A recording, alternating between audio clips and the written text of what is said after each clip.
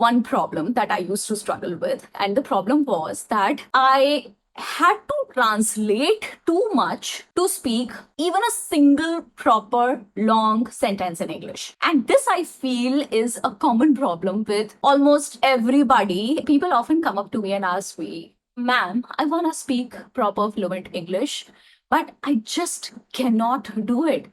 How do I do it?" So these are a few tips that I always give them. See, I cannot start talking about and deliver a whole 1 hour lecture when somebody asks me that, right? I have to finish it off in 5 minutes or so that the person has gotten an answer. They have found something in that conversation from me. And at the same time, I do not end up spending 1 hour every time somebody asks me that question, because this question comes up very often to me. One thing that I often tell them is that get over this problem of translation in your head, because this is slowing you down. It is taking a hit on your confidence, because when you try to translate from your mother tongue into English, what you do is that you assess every word in your head, and every single word tries to find their place in English language, and then you put together those words to construct a sentence, and then you speak. So then the process is so lengthy that you cannot expect yourself to be fluent if you're doing this all the time. So, what do we do? How do we get over this problem? What is that one way that I can tell you that you can get over this issue? This video is going to answer to that problem. I've got 14 very practical, really smart tips that can help you get over with this issue once and for all. It's gonna be over. You will never face it again in your life. I can tell you, because I've experienced it. I used to do that. I used to do a lot of translation. मुझे पानी चाहिए. I need water. Ma'am, मुझे toilet जाना है. Ma'am, can I please go to the toilet? I remember framing those sentences as a class 7 student, and they seemed so difficult at that moment. So these petty small sentences used to be a massive task around then, and now I do not translate at all. I am really thorough. I am very confident in my English fluency. See, I'm not saying that I don't make mistakes. I've always been vocal about it. I still do make mistakes, and it doesn't bother me. Yes, if you're ready to teach me something out of your good wishes, I am more than willing to learn it. So develop that kind of attitude. Do not let people get the better of you. So the best way of speaking English fluently and not sounding unnatural, because we want to sound natural, we want it to come out as if we are really confident in the language, and we are, on top of everything else, we are comfortable in the language. Like, it's so easy to make out somebody who is not comfortable in English and they are trying to speak in English. It's very easy to make out from the expressions, from their body language, from the way they behave. They become somebody else when they're speaking in this language. So we are gonna tackle that problem today. Okay, let's start with tip number 1. And by the way, before I get into the 14 tips that I have for you, each one handcrafted, beautifully written for you. And this is entirely our, like, mine and my husband's brainchild. We've created the script, these pointers for you together. We've not missed out anything. According to me, this is the best you can get. And this problem can actually be handled and taken care of if you see all these 14 tips and you start to apply them in your day-to-day life. Okay, so don't just listen to them. Also, make it a point that you actually practically adopt them in your daily life and when you communicate with others. Okay, be it your office, be it your some shopping mall, or amongst your relatives, in a party, anywhere, the language stays the same. Your situations may change, your environment may change. Okay, the language remains the same. So get comfortable with the language, develop certain friendship with it. Okay, and knowing for who you are, I believe you guys are really interested in learning, and you have chosen to watch this video over all the Instagram reels and other stuff that's going on the internet right now. You're choosing to watch this shows your commitment towards learning the language and shows your willingness to be perfect at it. So we're going to try our best, okay? Be with me right till the end of the video. If you feel that it has contributed something well in your life, share it with other people, share it with people you care about who are struggling in a similar way as you are. Okay, now let's get to point number one. First technique to help yourself get out of this constant translation that goes on in your head is practicing to shadow. What do you mean by shadowing? So, shadowing is you pick up a piece of content, and let's say you pick up an audio podcast or maybe a Netflix TV show, anything would do, okay? Just pick it up. Let the speaker, let the guy on the podcast, let's just use podcast, okay? It's easier for me to tell. So, let's just use podcast. The guy on the podcast says something, you listen to that sentence, you pause it, and then you repeat after this guy, okay? Then play again, let the person say something else, pause it, and repeat after them. Now, you may feel, ma'am, okay, this will be very boring. Ma'am, this will be annoying. Ma'am, will I be able to do it? And that too every day. See, you've got a problem. I'm offering a solution. You want to do it. You don't want to do it. The decision will always be yours. I have done it. Even now, I do it sometimes. When I hear a very good word somewhere, when I'm watching a show, I actually pause the show. I repeat the word several times so that it makes a place inside my head. So I do it even now. There are several good words that have added to my vocabulary using this technique. But I'm not asking you to practice vocabulary with it. I am asking you to practice your fluency with it. The aim, the goal is different. Understand that. We are not only focusing on good words, we are actually focusing on sentence construction using this method. Okay? And one more thing before I get on to my next point is very important is that you don't just repeat the words that they say, you also copy their expression, you copy their rhythm, and you mimic their voice. Okay, we are not just trying to learn what they are speaking, we're also trying to learn how they are speaking. Okay, this is a very important element of shadowing technique. Do not forget that. And it really helps. Do it for 30 days.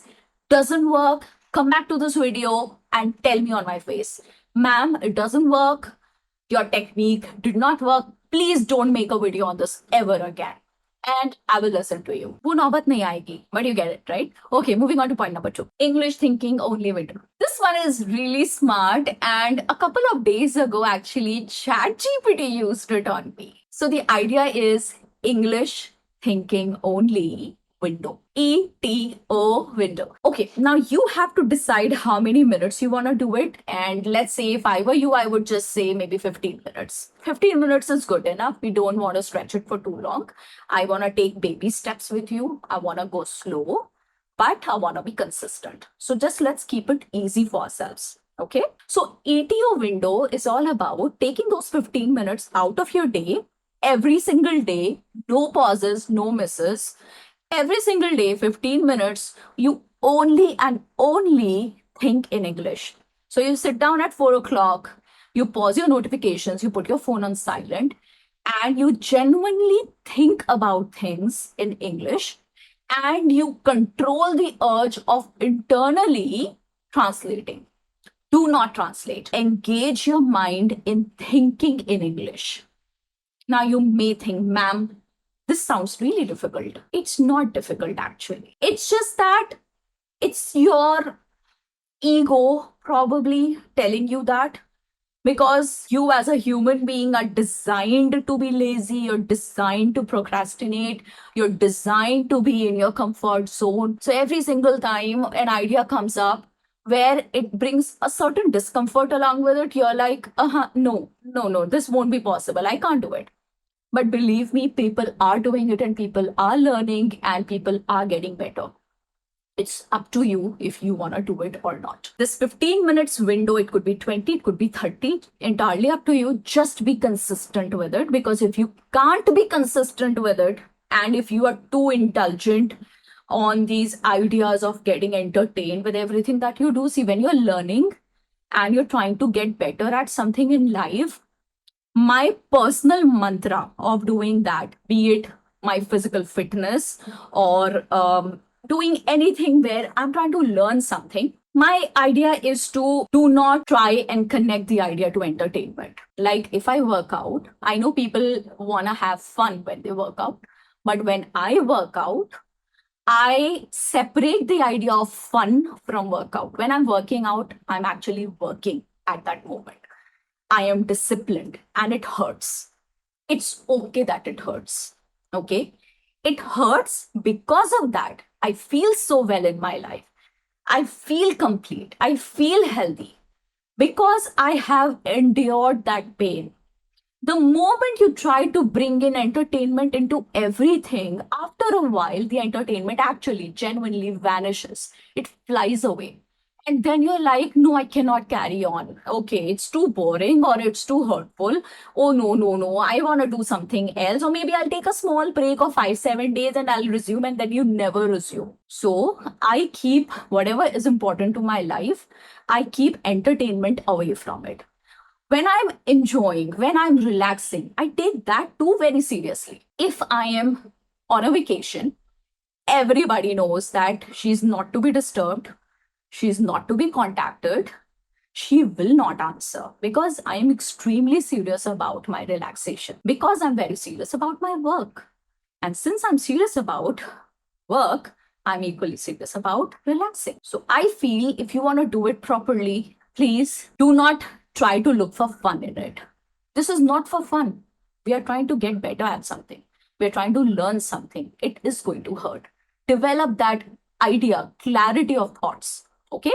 Moving on to next one. Out of my 3 top ideas, this is the third one. And the third one is to keep it simple. Simple English sentences at first. Okay? Do not pressure your mind into forming more complex thoughts. So when you are practicing to speak to yourself or to internalize the idea of not translating and getting better at fluency with time, stopping the translation in head. So just start with very small sentences. Like, let's just take the example of water again. Your first thought could be, need water. I need water. Then gradually you can progress to, I'm thirsty. Okay, so thirsty is probably a better word than need and water. Thirsty is slightly better. I'm thirsty, expressing a scenario. Next, you could progress a little more and say, I should get some water. So you're gradually improving. Okay. Next time, you could, when you've advanced, you could be like, I'm parched. Then you can use that kind of vocabulary. That's fancy, right? Parched. Okay? Do not pressure yourself too much. Because again, heavy lifting right in the beginning, you know what happens. You disappear and you stop showing up for yourself after a few days. We don't want that. Consistency is the key. Now we move on to point number 4. Name objects around you. Just look around and see the things that are there present in your environment right now. It could be a cupboard, it could be a top, it could be a plant. I'm just naming the things that I have around me. It could be a shopping bag, a wire, a laptop, a mic. Okay, just start naming things, because a lot of times what happens is that when you're trying to speak in English, you miss out on words that are used for certain objects. You're lagging behind in your thought and you do not suddenly just remember the name of the object that you're talking about or you want to talk about. So that way, you're just practicing. Okay, you're recalling all the words that are there somewhere in your passive vocabulary. Passive vocabulary is the vocabulary that you know. When somebody talks in passive vocabulary to you, you recognize the words, but you don't actively use them. That is your passive vocabulary. And active vocabulary is the set of words that you use every day, or the words that you're very comfortable with. So gradually, the passive vocabulary becomes active vocabulary. Okay, things, and I'm just giving you small examples of door and window and plant. You can name some more technical stuff. Okay, maybe some other object, something a little more hi-fi, maybe a Lamborghini, or where will we see Lamborghini? We don't know. Okay, maybe some bird that you're seeing on your window. I don't know what you see. You go out and see for yourself what you see. So you get the idea, right? So start naming objects around you. All right. Point number 5 is narration of your actions. How do you do that? It's very important because it's very good way of practicing to speak English. Okay. And you do not really need translation. Of course, we're trying to kill translation here, but these are very small activities that form your day, because of which it will be very easy for you to contain the urge of translating. And you can actually genuinely start in English and end the sentence in English without going to your mother tongue. Okay. It could be about just describing the activities. So, this is the idea. You describe the activities of your day throughout the day. Giving you example. Like if I were to tell you something that has to happen right now, if I were in your place, I would say, I'm going to pick up my mic and take it to the other room, which is my studio. I'm going to shut my laptop, or I'm going to take my phone out of my tripod.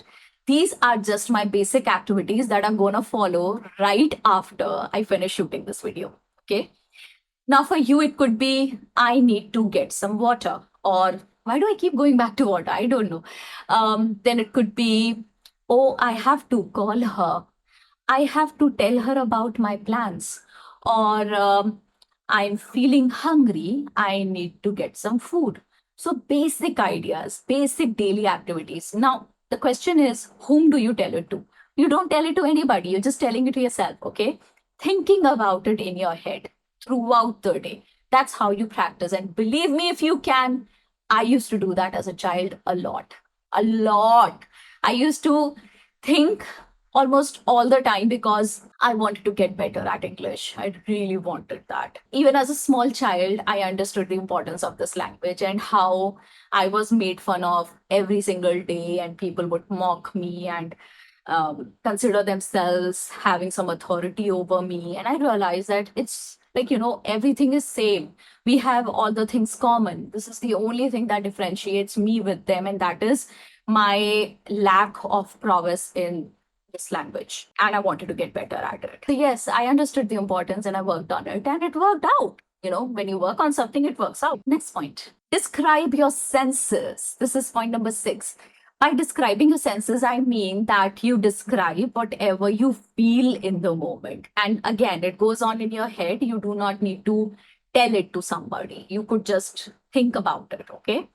So this video is mostly about thinking part, okay? Not the speaking part of it. It's mostly about thinking part of the language. So you think about, the air feels cold, or this food is very hot, or the water is really cold, or my throat doesn't feel well, or my stomach feels upset, or I am feeling sad, or I'm feeling excited. Anything, whatever is going on in your mood, in your senses, you narrate those ideas to yourself.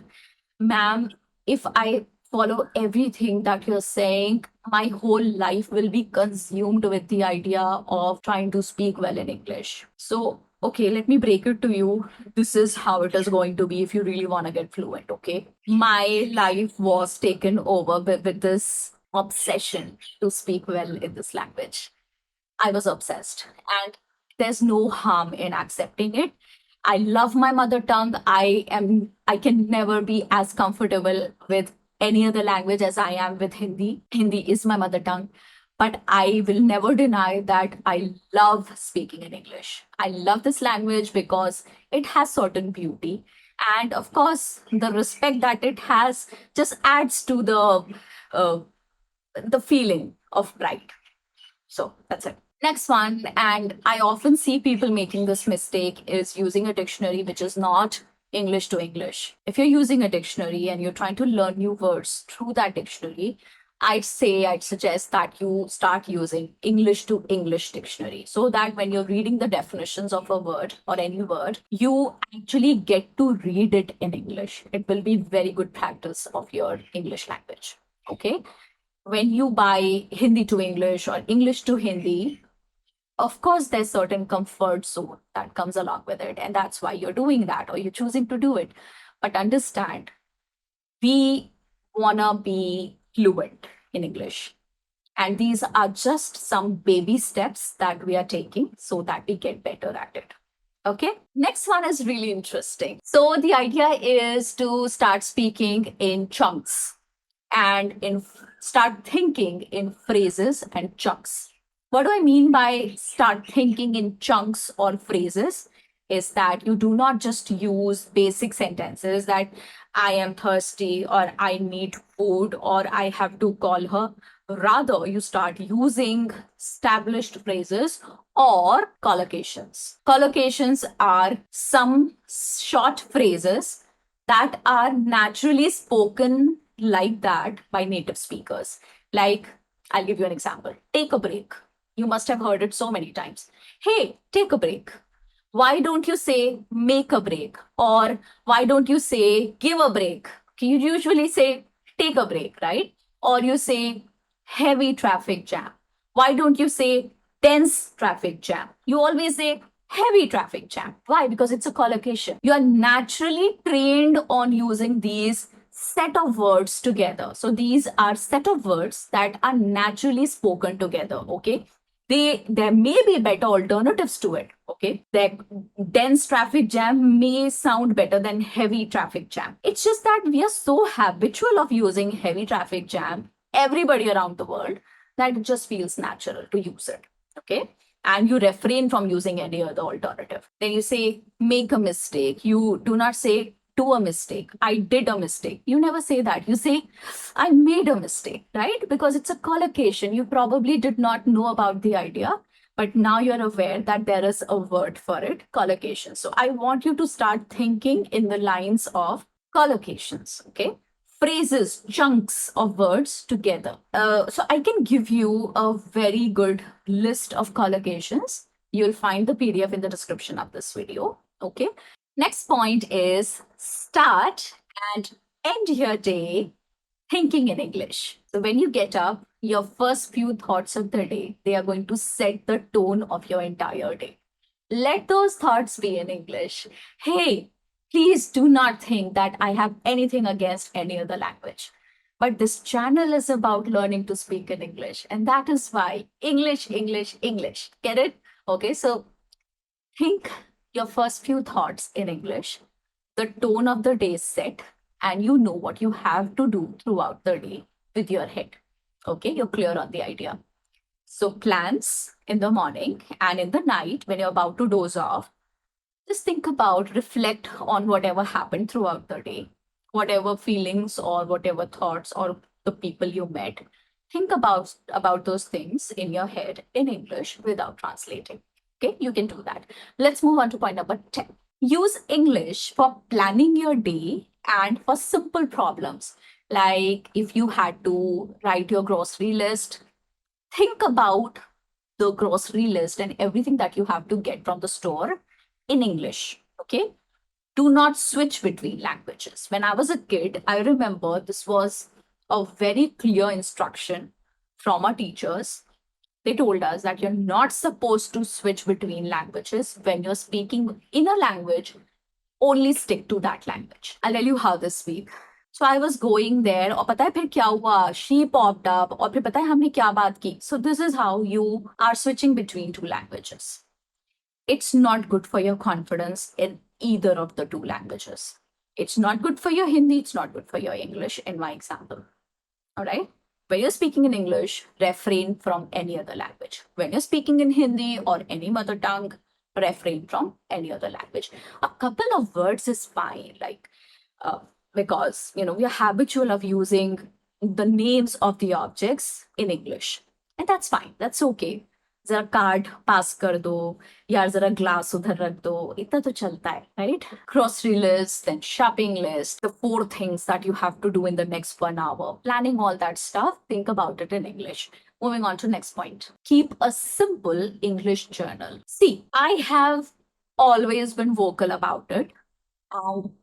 I have to stress it again in this video that you have to write, you have to practice to write if you want to be fluent in English. The idea behind it is that when you practice to write, you get a practice of translating your thoughts in words.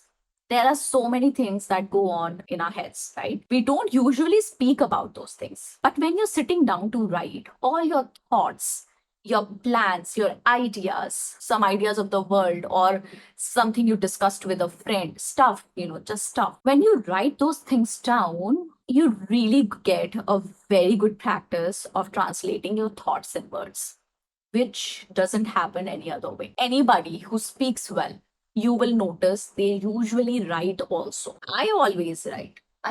This is my library here behind me. You'll not be able to see in the video. I have been surrounded with journals all my life. At any given point of time, I have about 4 to 5 diaries in which I am continuously scribbling something or the other every day. I'm just habitual of doing that. And this is a habit I developed as a child, and it has stuck with me. And a couple of those diaries are so beautiful. I used to write my affirmations, and then they came true later. And it feels so good when you read them. Anyway, so the idea is to translate your thoughts in words. And when you write, you get time to think. Because writing your speed is, when you write, your hand speed is lesser compared to your thought speed. So you think faster, but you write slower, because of which you generally get time when you're writing. And what you write will be better than how you speak. Next point on the list is LWR, actively in English. LWR is listen, write, and read actively in English. See, English comprises of 4 activities. Okay. You listen, you read, you write, and you speak. Now, what usually happens is, I'm just trying to tell you in percentages.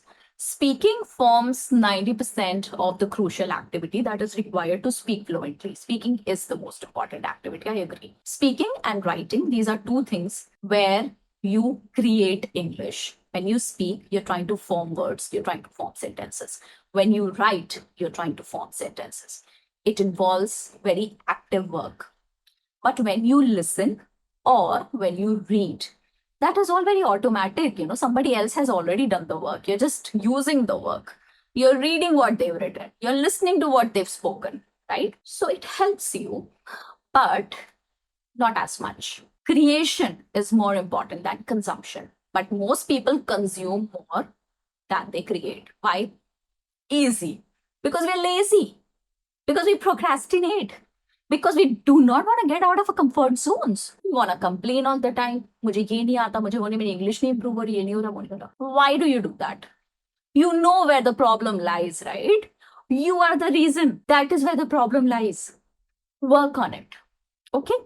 So listen, write, and read actively. I did not include speak because this video is thinking. Remember, we discussed. So you're going to be actively engaging in all these 3 activities. What do I mean by actively engaging? Actively plan watching an English show every day. Pick a good show. There's so many. You get entertainment and at the same time you learn. Oh, ma'am, but you said refrain from getting entertained. No, I did not say that. You knew what I meant. You understood what I meant around them. When you're working hard on something, if you draw a line between entertainment and work, you usually end up developing discipline for it. So I'm asking you to develop discipline here also.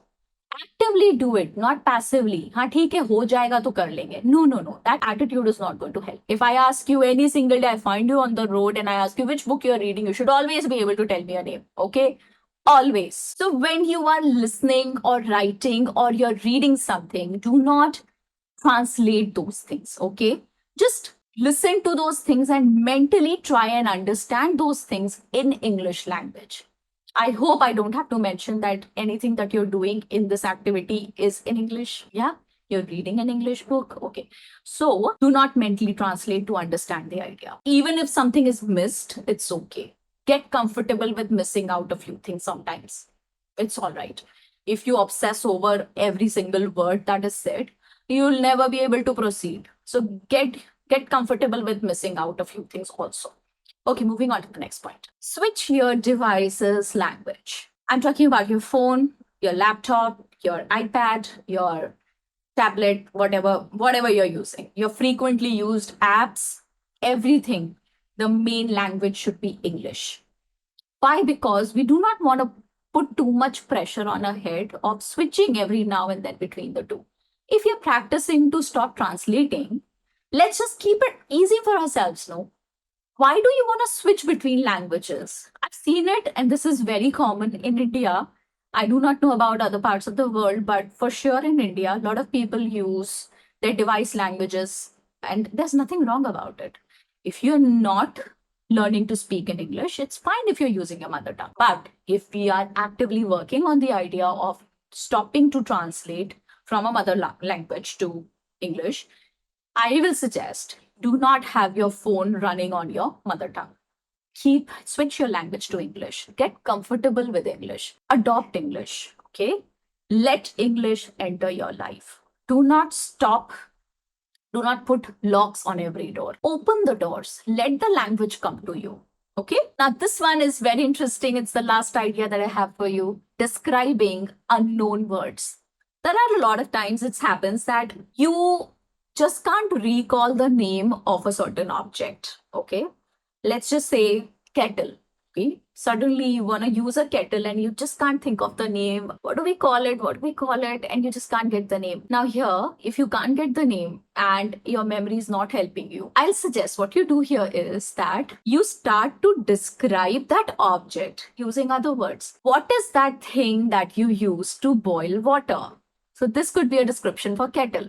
You get it? Okay. So, if you can't think of the word, just use the words that describe that particular object. Okay. So this will improve your practice, and eventually you can look it up in dictionary or ask somebody what it is called in English. What's the big deal here?